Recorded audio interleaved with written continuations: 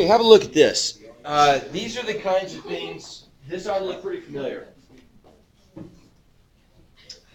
This kind of question. Now but I want to, I feel like maybe we need to spend a little more time on this. We went through it, people took a test, but where people are having trouble, it's pretty clear to me where people are having trouble. There's some lack of clarity on how do we find a pattern that either shows these congruent, or do we realize that there's not a pattern that shows that they're congruent? So these kinds of questions. Now, the wording there's a lot of wording there, but it's all the same for all these kinds of questions. We're given some congruence marks. How many triangles are there that we're interested probably in comparing? Two. Yeah, we've got the one on the left, and I could take this guy. Maybe I'll drag him out to the left here, and I'll drag this guy out to the right, so we can see them better. And this is one of the things I strongly encourage you to do in your notebooks. I think it makes a lot of difference it makes it a lot easier to see the patterns if you untangle the triangles and pull them apart. So I got these two triangles. Now, how many congruence marks are there in each triangle? Okay, two. What are they? Okay, good. So we've got a side congruence mark in each triangle, and then we've got a right angle, and that acts as a congruence mark because all right angles are congruent, right? So we've got two. Now let's break this down real quick into our two kinds of congruence relationships, and let's just quickly review these. I think we need this. So we're going to call the first one, these are sort of our regular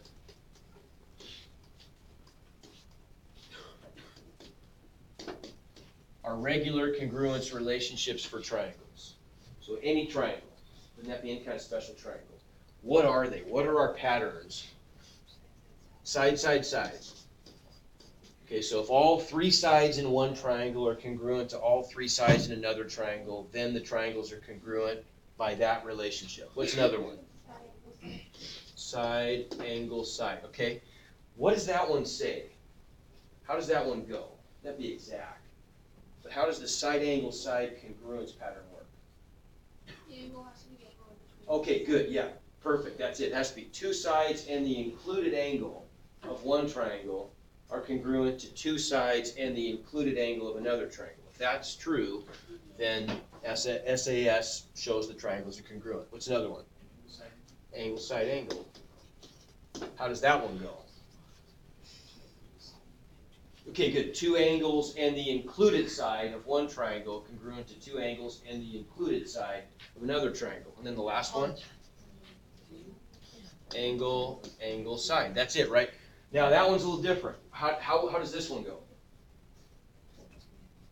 Two angles and what about the side this time? Is it an included side? No, it's not, right? Otherwise, if the side were between the angles, it would have been angle, side, angle. This is the one where it's two angles and a non-included side in one triangle are congruent to the same stuff in another triangle. So those are our regular triangle congruence relationships. Okay, what about, we haven't done as much with these, and this is where I want to kind of add this other test for chapter 4, partly because of this. What about the right triangle congruence relationships?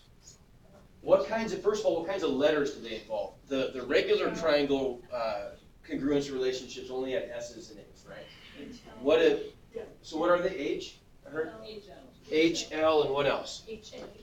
They have H's and L's and A's. Okay, what does H stand for? Hypotenuse. Hypotenuse is going to be, hypotenuse is the king. If a hypotenuse is part of the relationship, the H always comes first. Okay? What does L stand for? Leg. Leg is number 2. It's second most important, I guess. I don't know why, but it's always going to be behind H in importance. So if you have an H and an L, the relationship would be written H first, then L. Okay. What's another one that we have? We have HL, hypotenuse leg. Say it again. HA. Okay. Now, what does that A stand for? Okay, angle, yeah, but more specific. Could it be the right angle? Good, it has to be an acute angle. It's not the right angle. So A stands for acute angle. What are the other possibilities? We could have LL, leg, or LA. And A is always in last place. If there's an A in the relationship, it comes last. Okay? All right, so back to business here. So if we pull these apart, then over here we've got this triangle, and over here we've got this triangle. Okay, is there another? That's not enough, is it? Now, maybe it is. Well, actually it's not. No matter how you look at it, it's not enough. How many congruences do we need for our regular congruence relationships? We need 3. We've only got 2, so we need 1 more. The instructions up here say we can use 1 additional congruence if it works, right? If it actually is there, right? Is there another congruence? Which one? Okay, we look for shared sides, don't we? And there is a shared side at the bottom. That side at the bottom. Now, where's that going to show up in my 2 triangles? It's going to be the bottom of both, isn't it? Everybody agree? That's what it looks like? So what's our pattern going to be then? Side angle side, because we've got 2 sides and the included angle. Now, to me, it's almost easier just to think about this as like an ant walking around the perimeter of the triangle, right? If an ant walks around the perimeter of the triangle, in either direction this time, what's the order in which he's going to run into the congruences? Oh, yeah, he's going to do a side, then an angle, then a side. Okay, here's kind of the rule. If you want to use the ant method for naming these, if you want to call it that, for recognizing the patterns, you can't skip angles, right? The ant could never skip an angle when he's going through his, he's walking around the outside. So he couldn't walking this, like starting here, for example, see if this makes sense, starting here and walking around this way wouldn't work because he would skip through at least 1 angle, skip through 2 in this case. He can't do that. He can occasionally skip sides, but he cannot skip angles. So you can always go counterclockwise? Not always. Not always. The answer to that question is you're going to go in the direction that's going to match the pattern up with one of the ones that we accept, right? So like in this case, it wouldn't matter, would it? If we went counterclockwise or clockwise, we're going to get side, angle, side, right? But we're going to run into one here in a second where it does make a difference. So in this case, it doesn't matter. Everybody agrees it's side, angle, side? What if we want to use the right triangle congruences? So there's one possibility that would work. What if we treat these are right triangles, aren't they? So what's the right triangle congruence pattern that would apply? What are these? Like, let's look at this guy over here. What do we label? The 2 congruent parts are what?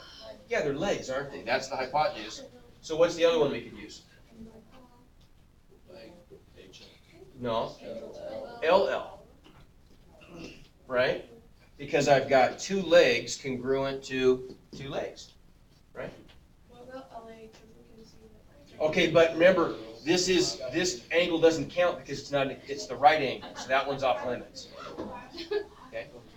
Do you see why? Do you see why maybe the right angle is off limits? The right angle is actually being used in a sneaky way because we're talking about right triangles. The right angle is part of defining that triangle as a right angle. So it actually is being used, right?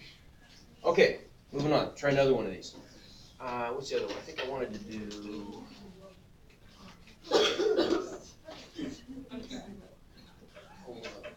Yeah, this is a tricky one. This is a tricky one. How many congruences are we given there, technically? We're given 3, right? But some of these are a little funny. Look at this. Look at these congruences down here. What do they refer to? Yeah, they refer to this little tiny triangle that's just kind of the overlapping region of the 2 triangles, right? So let's make that red so we can really identify that.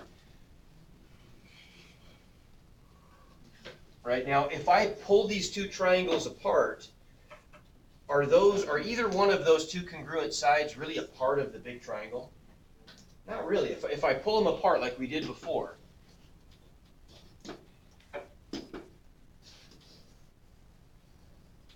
So we get a congruence mark there and a congruence mark there. And then what would that red part look like? Well, it would just be this little tiny segment down there, which isn't really valuable to us in terms of the big triangle, is it? Okay, what's it good for then? It must be there for a reason. And the answer to this one, a lot of people missed this question or one very much like it. They put NA. That's not right. You actually can show that these are congruent. What are we missing here? What kind of triangle is the red triangle? It might look equilateral, but it's, as far as we know, it's only isosceles. How come? Okay, because of the markings, right? It only tells us that two sides are congruent, so it's an isosceles triangle. Now, what do we know about all isosceles triangles? Not only do they have two congruent sides, but they also have two congruent angles. Yeah, the base angles, right? The angles opposite the sides are also congruent. So we could add this additional congruence right there, couldn't we? In that right triangle. I mean, in that isosceles triangle, sorry. Now that one does show up in our big triangle. Where is it? Let's add the vertices. This might be helpful. Let's label this. And there's another thing you could do on paper. So what are going to be the vertices of this triangle? What are the corners going to be? What letter goes up here? J. What goes down here? What goes over here? M, right? So at M, there is a congruent symbol, isn't there? Right?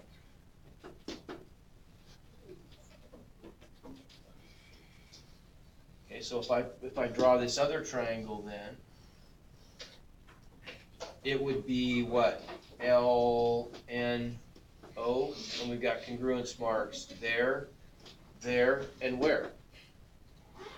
At L, angle L, right?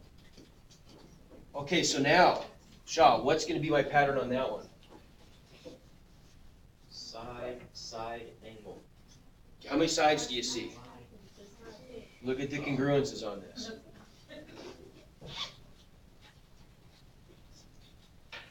Angle, side, angle.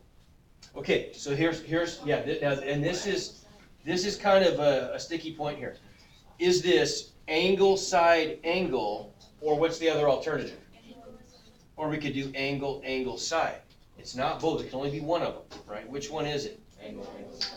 Okay, it's angle, angle, side. Now, why is it that it's not angle, side, angle? Okay, for one thing, if we're using our ANT method for naming these things, because I skipped an angle, right? To go angle, side, angle, I'd have to skip through this angle, which is against the rules. If we think about just the definition of angle, side, angle, it doesn't fit because angle, side, angle would say if two angles and the included side, right? That's not the included side, right? Are congruent to same stuff. But that's not it. Now, what pattern does fit? Two angles and a non-included side. Does that make sense?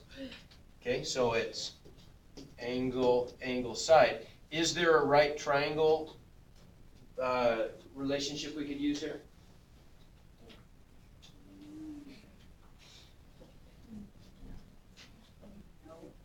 I'm hearing some no's. It sort of looks in a way like we should be able to use like maybe leg angle or something, but what's the problem? Yeah, they're not right triangles. We don't know that they're right triangles at least, right? There's no right angle symbol. So we can't, just because they look like right triangles doesn't mean anything, right? Okay, good. I'm just going to show you a quick preview of kind of some of the other stuff. You'll see there are going to be some problems on here like this. Let me pick a better one.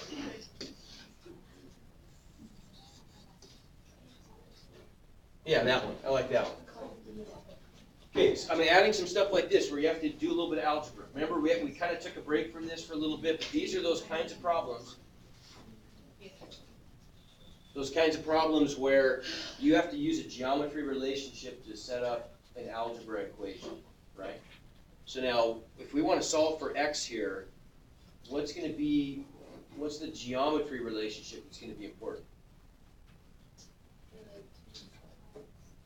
Okay, we see we have two congruent sides, so it's isosceles. That tells us something important about the angles. Ah, okay. Yeah, base angles are congruent. So what's gonna be the measure of this angle down here? 58, okay. So then if that's 58, what's the equation gonna be that's gonna allow us to solve for x? Okay, good. So the sum of all those by the interior angle theorem, right? The sum of all the measures of the interior angles is always 180. So we could say x plus 58 plus 58 equals 180. So I can solve for x, right? Does that make sense? I threw on a couple challenge problems that aren't worth very much credit, but they'll make you scratch your head a little bit. So, all right. Question? This is an assignment that you put up? Yeah. You got 3 assignments already. How about that? Jesus. So let's head down to 205. Oh. What is that? Like,